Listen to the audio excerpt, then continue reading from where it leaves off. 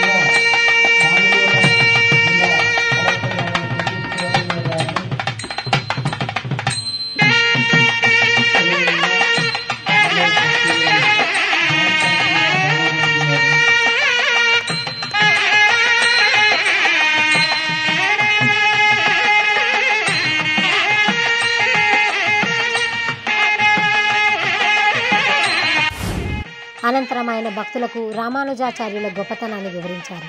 సమాజంలో ఒకరిని ఒకరు అర్థం చేసుకోవాలి అని, ఒకరి అవసరానికి మరొకరు ఆదుకునేటట్లు ఉండాలని అన్నారు. అందరూ కలిసి ఉన్నప్పుడే ఏ రకమైన శక్తులనైనా ఎదుర్కొనే సామర్థ్యం ఈ సమాజానికి ఉంటుందని అన్నారు.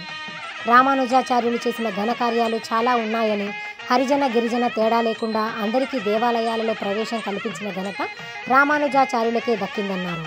విగ్రహ ఏర్పాటుకు సహకరించిన అందరికీ చిన్నజీయర్ స్వామి మంగళ శాసనాలను అందించారు. ఈ కార్యక్రమంలో MLA Shankar Nayak, collector Shivalingaiah, police housing society MD Mallareddy, SP కోటిరెడ్డిలు పాల్గొన్నారు.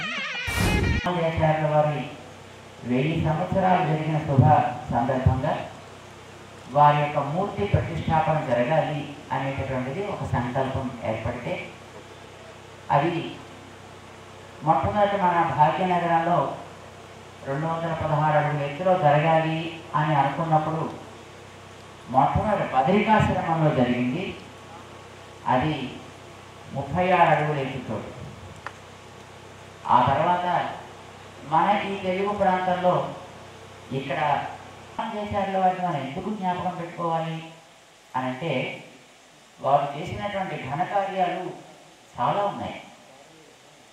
సమాజంలో కేవలం దైవం అనేది ఏ కొద్ది మందికి మాత్రమో అందుబాటులో ఉండేటటువంటి కాలంలో 1000 ఏళ్ల క్రితం మాట, ఈవేళ కాదు.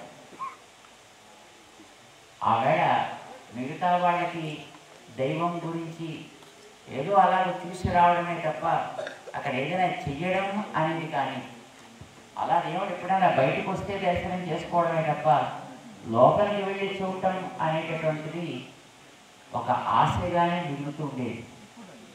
అలాంటి సమయంలో రామానుజాచార్యుల వారు భగవంతుడి దగ్గర చేసేటటువంటి సేవలని సెగ్రిగేట్ చేసి, అంటే విడదీసి అందులో సగం సేవలు పూజారులు చేయాలి, మిగిలినటువంటి సగం సేవలు కూడా సమాజంలో ఉండే వాళ్ళందరూ చేయాలి సుమా.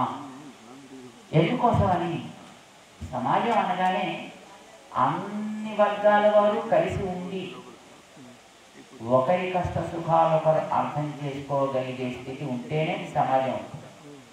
అయితే ఆ సమాజంలో ఒకరినొకరు అర్థం చేసుకోవాలి, ఒకరి అవసరాన్ని మరొకరు ఆదుకోగలిగేటట్లుగా ఉండాలి, అందరికీ బాగుపడే అవకాశాలు ఉండాలి. ఇలాంటి సమాజం ఏర్పడాలంటే ఒకరితో ఒకరు ఇంటరాక్షన్ కావాలి, ఒకరితో ఒకరు మాట్లాడుకోవాలి. మొహం చూసుకోకుండా ఉంటే అంతరాలు ఇంత పెరిగిపోతాయి. కానీ ఒకరితో ఒకరు దరికి చేరి ఉండి మాట్లాడుకోగలిగే స్థితి ఏర్పడితే మధ్యలో ఒకవేళ నిజంగా అంతరాలున్నా అవి అంతరించిపోతాయి.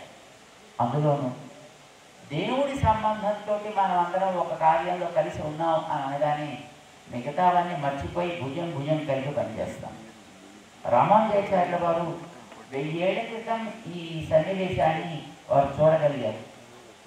సమాజంలో ఏ ఒక్క వర్గం మాత్రమే మనగలగడం అనేది ఉండదు, అన్ని వర్గాలు కలవాలి, అందరూ కలిసి ఉండాలి.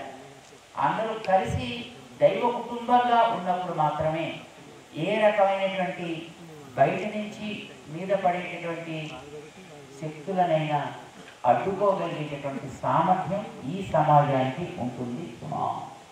అది తగ్గి ఒక కుటుంబం కావాలి మనందరం, దైవ సన్నిధానంలో ఒక కుటుంబం కావాలి మనందరం. అలా కాగలిగితేనే అది ఉన్నత ఉత్తమ సమాజం అవుతుంది. అందుకోసమనే మనకి అనుకరణ జీవులు అంటారు. ఈనాటి కాలానికి చాలా తగినటువంటి ఒక మార్గాన్ని 1000 ఏళ్ల క్రితం తెరిచి చూపించారు. It is still a fresh for us. ఆశ్చర్యం. హిందూ ముస్లిం సఖ్యతకి మార్గం తెరిచారు, హరిజన్ గిరిజన్ సఖ్యతకి మార్గం తెరిచారు. అన్ని రకాలుగాను వారు చేసినటువంటి పనులు ఇవాటి సమాజానికి చాలా అవసరం.